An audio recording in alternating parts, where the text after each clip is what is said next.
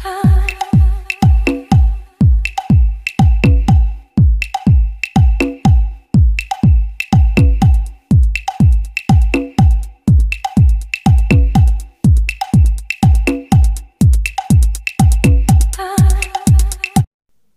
Friends, അസ്സലാമു അലൈക്കും. ഇന്ന് ഞാൻ വന്നിട്ടുള്ളത് ഈസ്റ്ററിൻ്റെ സ്പെഷ്യൽ ആയിട്ടുള്ള ചിക്കൻ വരട്ടിയതിൻ്റെ റെസിപ്പി ആയിട്ടാണ്. നല്ല ടേസ്റ്റ് ആയിട്ടുള്ള ചിക്കൻ വരട്ടിയതാണ് കേട്ടോ ഇത്. നമുക്ക് ഈസ്റ്ററിന് അപ്പത്തിൻ്റെ കൂടെയും പിന്നെ റൈസിൻ്റെ കൂടെ ചപ്പാത്തിയുടെ കൂടെയൊക്കെ കഴിക്കാൻ പറ്റിയതാണ്.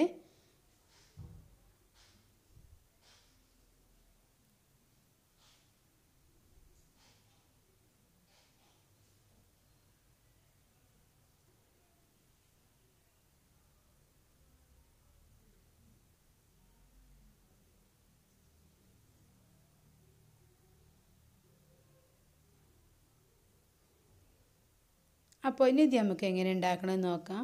ഇതിന് വേണ്ടിയിട്ട് ഇനി ഞാൻ എടുത്തിട്ടുള്ളത് ഒരു കടായിയാണ്. അപ്പോൾ നമുക്ക് കടായിലേക്ക് കുറച്ച് ഓയിൽ ഒഴിച്ച് കൊടുക്കാം. ഓയിൽ നല്ലതുപോലെ ചൂടായി വന്നിട്ടുണ്ട്. ഇനി ഇതിലേക്ക് ഞാൻ മീഡിയം സൈസിലുള്ള 2 സവാള അരിഞ്ഞത് ഇട്ട് കൊടുക്കുകയാണ്.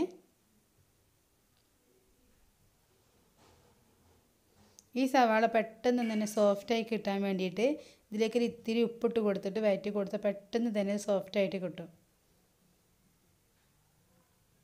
അപ്പോൾ ഞാൻ ഇതിലേക്ക് ഒരു ഇത്തിരി ഉപ്പിട്ട് കൊടുക്കുകയാണ്.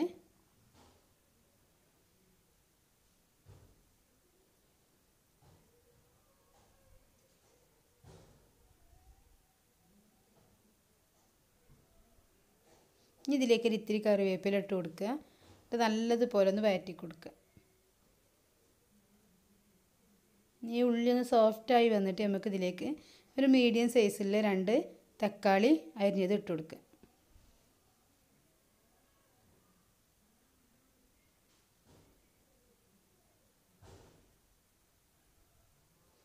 ഇനി ഇതിലേക്ക് ഞാൻ ഒരു 3 പച്ചമുളകൊന്ന് അരിഞ്ഞിട്ട് കൊടുത്തിട്ടുണ്ട്.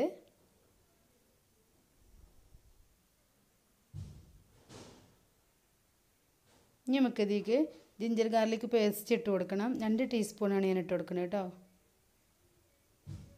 ഇത് നല്ലതുപോലെ ഒന്ന് വഴറ്റി കൊടുക്കുക. ഇനി ഇതെല്ലാം ഒന്ന് സോഫ്റ്റായി വരട്ടെ.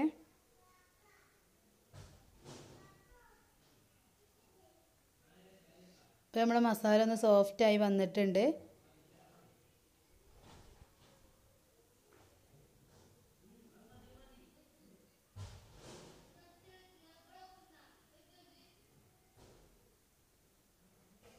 ഇനി ഇത്തിരി മല്ലിയില ഇട്ട് കൊടുക്കുക. ഞാൻ എൻ്റെ കയ്യിൽ പുതിന ഇല്ലായിരുന്നു, അതുകൊണ്ട് പുതിന ഇട്ടിട്ടില്ല. പുതിനയും വേണം ഇതിലേക്ക് കേട്ടോ. അപ്പോൾ ഈ മല്ലിയിൽ മാത്രമേ ഇട്ടിട്ടുള്ളൂ.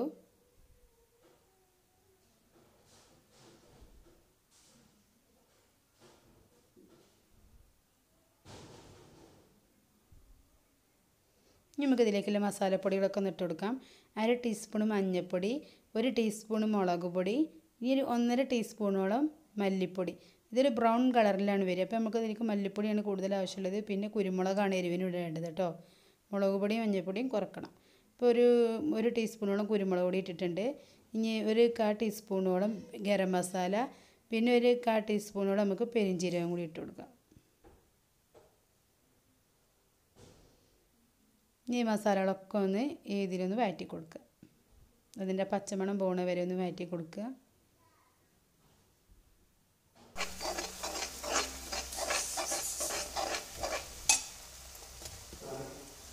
ഇനി നമുക്കിതിലേക്ക് ഞാനിപ്പോൾ ഇതിന് 1 കിലോൻ്റെ ചിക്കനാണ് കേട്ടോ, 1 കിലോനാണ് എടുത്തിട്ടുള്ളത്. അപ്പോൾ നമുക്ക് അതിലേക്ക് തെളിച്ചുമ്പോഴേ എടുക്കാം.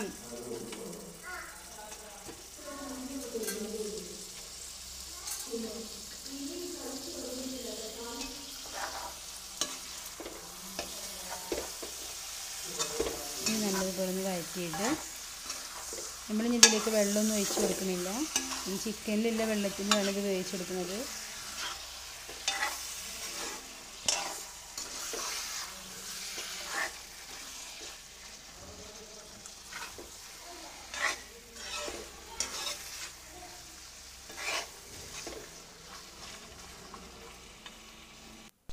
അപ്പോൾ ഇതൊന്ന് തിളച്ച് വരാൻ തുടങ്ങിയിട്ടുണ്ട്.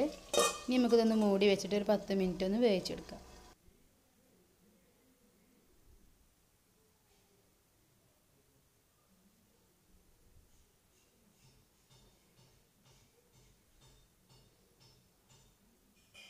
ഇപ്പോൾ നമ്മളെ ചിക്കൻ നല്ലപോലെ വെന്ത് വന്നിട്ടുണ്ട്. ഇതിലുണ്ട് ഈ ചിക്കൻ്റെ വെള്ളം ഇറങ്ങിയിട്ടാണ് അത് വെന്തിട്ടുള്ളത്.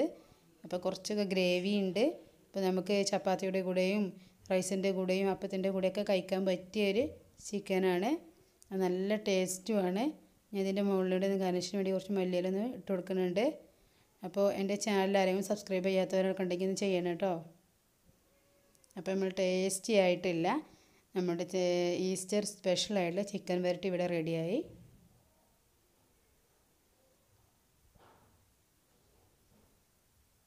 അസ്സലാമു അലൈക്കും.